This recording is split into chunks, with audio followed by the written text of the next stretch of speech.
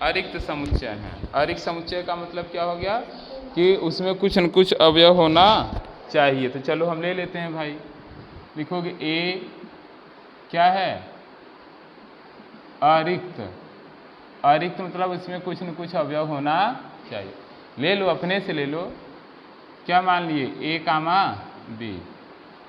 B भी अरिक्त है। अरिक्त समुच्चय मतलब वो खाली नहीं रहेगा, यानी उसमें भी कुछ न कुछ अवयव रहेगा। तो बी को क्या मान लिया जाए, ए बी मान लिए। चलो इसे एक्स वाई मान लिए ना। अच्छा, क्वेश्चन में एक्स वाई मेंशन है, इसे सी डी मान लो। क्या मान लो, सी डी। अब आप क्या निकालो, ए क्रॉस बी निकाल लो। ए क्रॉस बी अगर आप निकालेंगे तो पहले इसका अवयव लेंगे, ए सी ए डी, फिर आप क्या लिखेंगे, B C B D. Cartesian product इसका आ गया। अब जो कार्टेशियन प्रोडक्ट आया क्वेश्चन में, देखो क्या कर रहा है, x comma y such that x comma y इस प्रकार से होगा कि जो यक्स होगा वो किससे बिलोंग करेगा, ए से, और जो वाई होगा वो किससे बिलोंग करेगा, बी से। यही बोला है ना, सत्य बात है। जब आप ए क्रॉस बी करेंगे तो ए क्रॉस बी में जो भी अवयव आए हैं, चाहे ए सी लो, चाहे ए डी लो, चाहे बी सी लो, चाहे बी डी लो, जो पहला वाला अवयव होगा वो किससे बिलोंग करेगा। देखो पहले वाला अवयव क्या, ए है बी है ना, ए और बी किससे बिलोंग करेगा, समुच्चय ए से ही कर रहा है ना। क्वेश्चन का मतलब समझिए, वो कर रहा है कि जो क्रमित युग्म आएगा कार्टेशियन प्रोडक्ट करने के बाद, क्रमित युग्म का जो पहला अवयव यक्स होगा वो किससे बिलोंग करेगा, ए से, और जो दूसरा अवयव होगा वाई वो किससे बिलोंग करेगा, बी से। सत्य बात तो है। ए क्रॉस बी अगर आप करते हो तो ए क्रॉस बी करने पे जो भी एलिमेंट आया, जैसे ही देखो ए कामा सी आया, ए कामा सी मतलब x comma Y, x comma Y बराबर आपको क्या मिला है, ए कामा सी। फिर एक्स कामा वाई बराबर आपको क्या मिला है, ए कामा डी। फिर एक्स कामा वाई बराबर आपको क्या मिला है, बी कामा सी। और फिर एक्स कामा वाई बराबर आपको क्या मिला है, बी कामा डी। तो देख लो भैया, जो पहला वाला एलिमेंट है वो किससे बिलोंग कर रहा है, ए और बी से, और ए और बी किस में पाया जा रहा है, समुच्चय ए में। और जो दूसरा वाला अवयव है वो जिससे भी बिलोंग कर रहा है वो किस में पाया जा रहा है, बी में। किस में पाया जा रहा है, बी में। तो सही तो है कि ए क्रॉस बी अगर हम लेते हैं, ए क्रॉस बी में जो भी हमारा order pair x comma Y आएगा, ए क्रॉस बी में जो भी order pair x comma Y आएगा, जो एक्स होगा वो समुच्चय ए से बिलोंग करेगा, जो वाई होगा वो समुच्चय बी से बिलोंग करेगा। नहीं समझ में आया, आ गया ना समझ में। क्वेश्चन का कथन समझ में आया कि नहीं।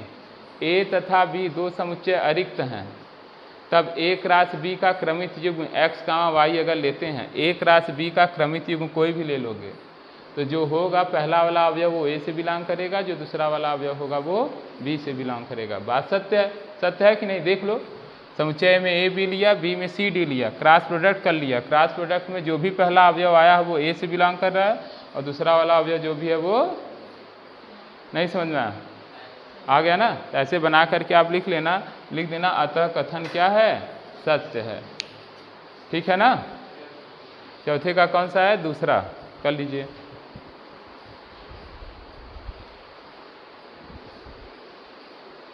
खाली हो जाएंगे कि कथन सत्य है कि असत्य है।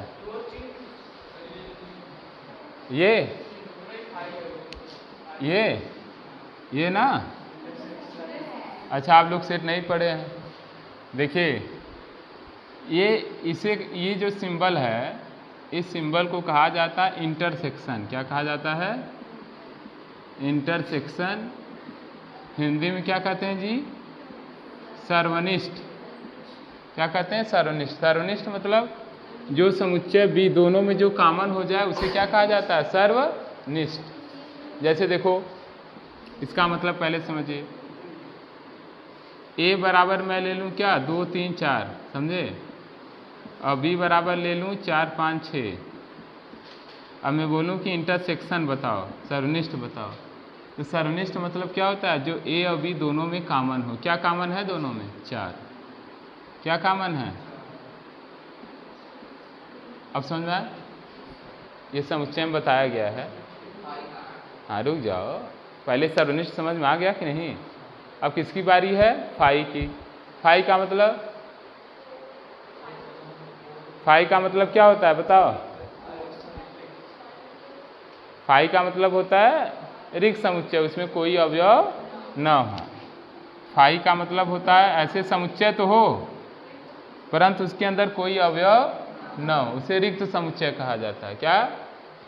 रिक्त समुच्चय। क्या कहा जाता है? रिक्त समुच्चय। अब आप क्या लिखोगे? LHS। क्या लिखोगे? A cross B intersection phi ना। A की वैल्यू आप रख लेना, क्या रखेंगे? 1 2।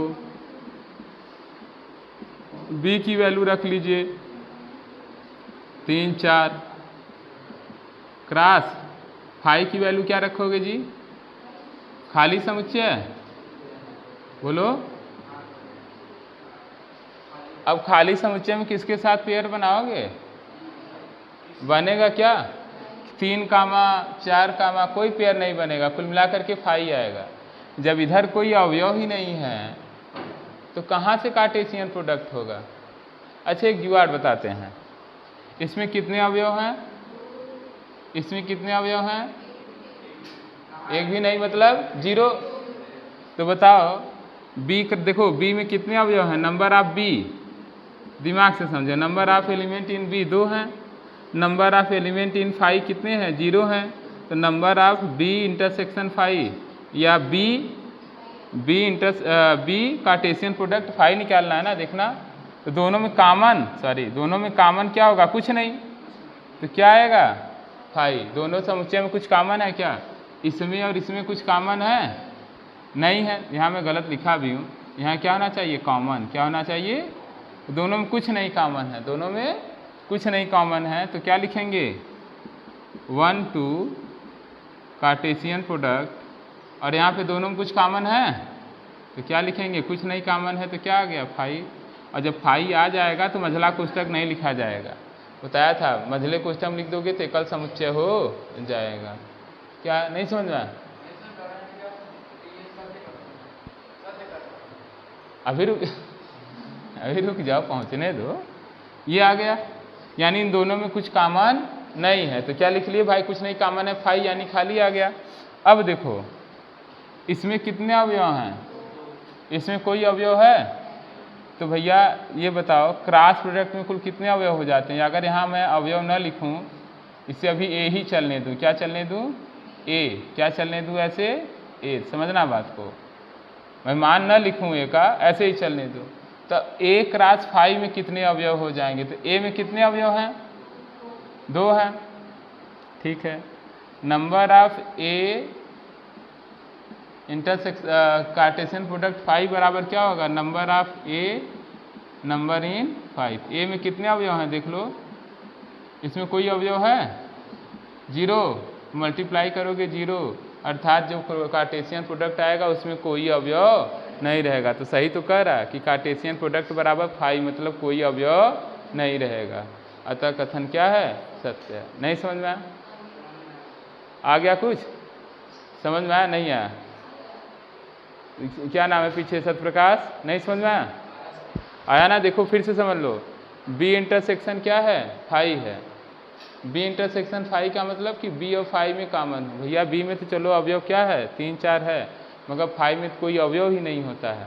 तो यानी 3 और 4 में कुछ कॉमन नहीं है। कुछ नहीं कॉमन है तो क्या आ गया? फाई।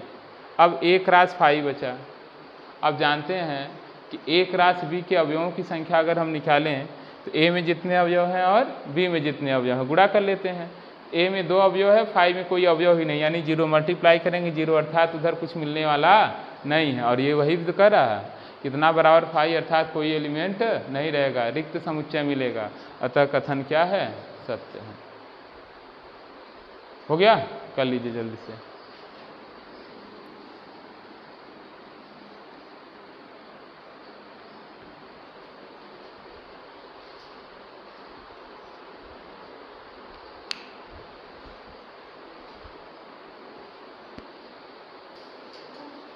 बोलो जी, इसका ट्रिपलेट निकाल लोगे 5वें का? करिए करिए, जिनको आ रहा है क्वेश्चन 5वां वाला सॉल्व करो जल्दी से। क्या दिया ए की वैल्यू?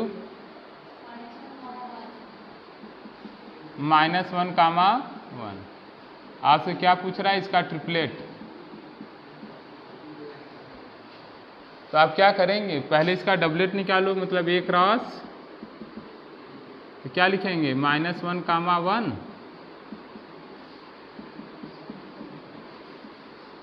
ना। उसके बाद चलिए बनाइए A क्रॉस A, -1, -1, -1, -1, 1, 1, -1, 1, 1 हो गया। अब आप क्या लिखेंगे? A cross A cross A means -1, -1, -1, 1, 1, 1, 1 Cartesian product किसके साथ? -1, 1। इसकी वैल्यू देखो, पहले डबलेट की वैल्यू रख लिए, फिर A की वैल्यू जो दिया वो रख लिए। अब फिर करो मल्टीप्लाई, तो पहला पूरा लोगे ना, उसके साथ फिर से क्या आ गया? -1। फिर इसका पहला लेंगे -1, -1, कामा क्या? 1। इसका सेकेंड लेंगे -1, 1, -1, -1, 1, फिर क्या? 1। इसका ये वाला लें 1, -1, कामा -1, फिर इसका इसके साथ ना, बोलो, बोल नहीं रहे हो तुम लोग? नहीं समझ में आ रहा है? क्यों नहीं समझ आ रहा क्या जी? तब क्या बोल नहीं रहे हो? नहीं समझ आ रहा है ना? सिंपल है, बोली निकल ही नहीं रहा सुबह सुबह एकदम। अच्छा सर, चाहे जो चलने दीजिए जो चल रहा है। ये क्या है? देखो ये लिए पहले -1, -1, -1, फिर -1, -1 क्या हो गया? 1, -1, -1 क्या हो जाए? फिर चलो -1, 1, -1 यहाँ पे, फिर -1, 1, 1 इसका इसके साथ, फिर 1, -1 लेके -1 इसके साथ, 1, -1 लेके 1 फिर इसके साथ। अभी ये वाला बचा हुआ क्या बताओ?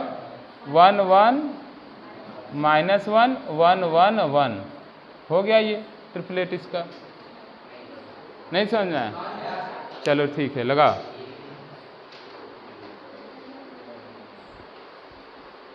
करिए जल्दी से।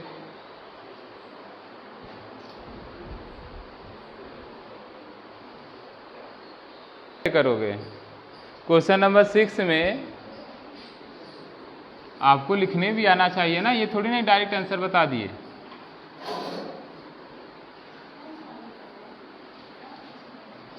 देखिए कैसे लिखेंगे क्वेश्चन नंबर 6 में।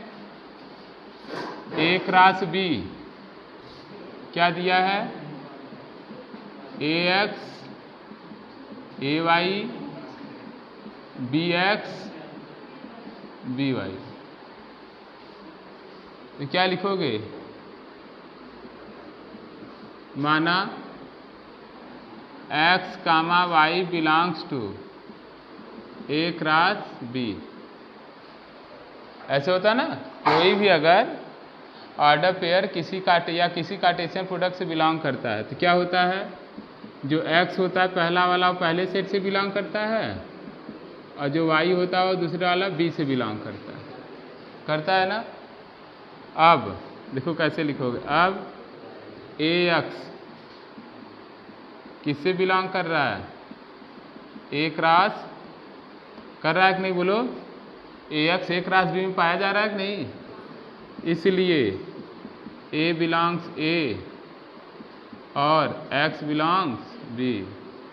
पुनः AY belongs to A cross A belongs A और Y बिलोंग्स B। हो गया। फिर लिखोगे क्या? B, X belongs A cross B implies that क्या मिल गया? B बिलोंग्स A और X बिलोंग्स B। और finally last BY belongs to A cross B है, इसलिए B बिलोंग्स टू A और Y बिलोंग्स टू B। अब इक्वेशन मान लो। क्या माने इक्वेशन यहाँ पे? पहला, सेकेंड, थर्ड और फोर्थ। क्या लिखोगे?